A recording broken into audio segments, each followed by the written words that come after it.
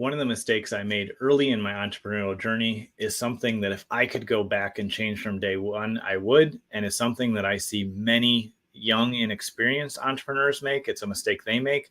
And honestly, it's a mistake that really established, really successful businesses make as well. So I'm excited to talk to you about this today because something that I've realized that I made a mistake on is something I'm working on changing. And I want to help you avoid years of missing this opportunity so that you can grow your business faster. So stay tuned and we'll dive into it.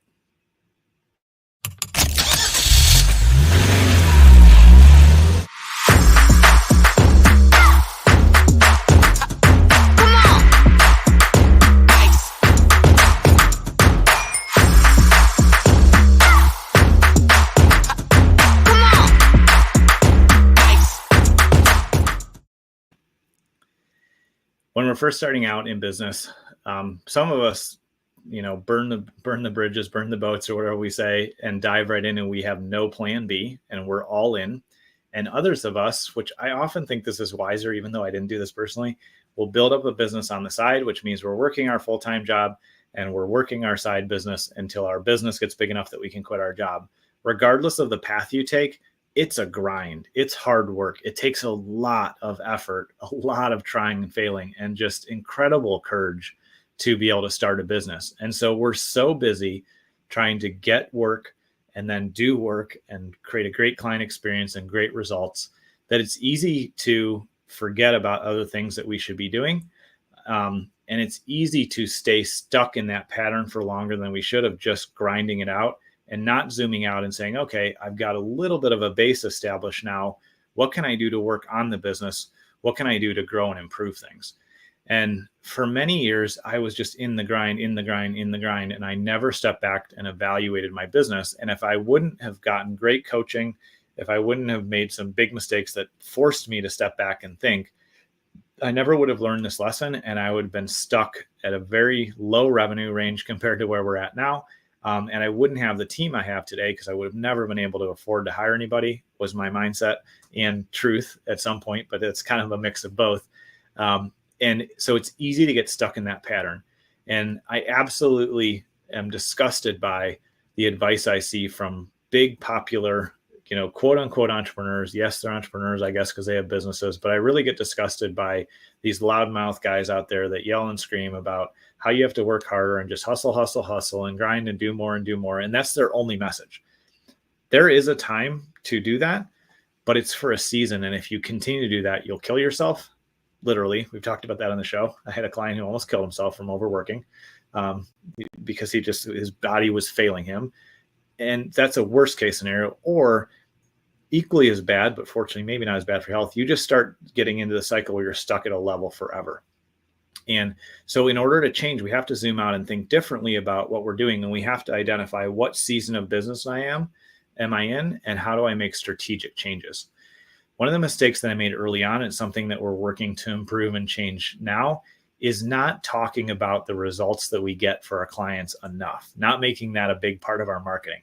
And just saying that out loud and saying that on the show to you today, I'm embarrassed. I feel silly. I feel stupid saying that because we help our clients do this. We help them market their results. We talk about the things they do. And somehow I got so focused on that I forgot, that's something that we need to do too. And the reason I'm sharing it with you today is because if you're not talking about the successes and wins, and you're not talking about the results that you're getting for people, then they're only going to see, more of your educational content, your branding, maybe the other things you're doing, or they're only going to learn about results if they have a one-on-one conversation with you. And for me, growing up uber religious, I think part of the hang up for me was that I thought it was prideful to just brag about my results. And there's definitely a way to be prideful and arrogant. And, we see plenty of that when people are talking about results and it feels fake and icky. But there's also definitely a way where we talk about results in a way that we can serve others and say, here's what we just achieved for this client. They're getting great results. Their business is growing. There's the improvements they get. Their life has changed, whatever results you're getting for them. And the reason I'm sharing this with you is I don't want you to get stuck anymore. I don't want you to be in this place where you don't have to be. There's a way to grow your business. There's a way to solve this pain. And it's something that, just to be honest, I've missed in our marketing here over the years. And so it's something that you'll start to see more. more content from us around what results we do get our clients. We have amazing clients that we get to partner with. We have incredible lead generation campaigns that generate millions of dollars for our clients. We have awesome podcasts. We built incredible applications, software applications. We have all these different things. And I'm in the process of learning to shift my mindset and realize that it's not serving you to not hear about those things. No, we're not going to brag about or talk about results every single day and make that the only part of a conversation, because that wouldn't be a real relationship. But neither would it be a real relationship for me to never share a win with you if we were friends, or never share an opportunity or a resource that can improve your life if we're friends. And when we're doing marketing, when we're trying to grow a business, it's easy to unintentionally dehumanize our audience and just start to think everything is mechanical and everything needs to be just, here's a formula, crank it out, do this and this. And it's easy to forget that there's just, in a conversation, when you're creating content, when you're creating a video, when you're putting something out there, when you're having a conversation, there's one person you should talk to. You can envision your ideal client that you serve, and your ideal client should be a real person. In my mind, when you're creating content, you should think, I'm going to create this content for that person. I hope it helps them and it will help more people. But starting to think about one kind of conversation, how would you show up for an individual, is often how we should show up for our whole audience, whether it's a handful of people, a few hundred people, a few thousand, millions of people. We need to show up and remember that our audience is made up of individuals, and there's a bunch of individuals there. And so what I'd encourage you to do today, as you think about how you can grow your business, is ask yourself, how can I put in the mix of content I put out there? How can I put into the conversations I'm having more information, more content about the great results we get people when we serve and help them?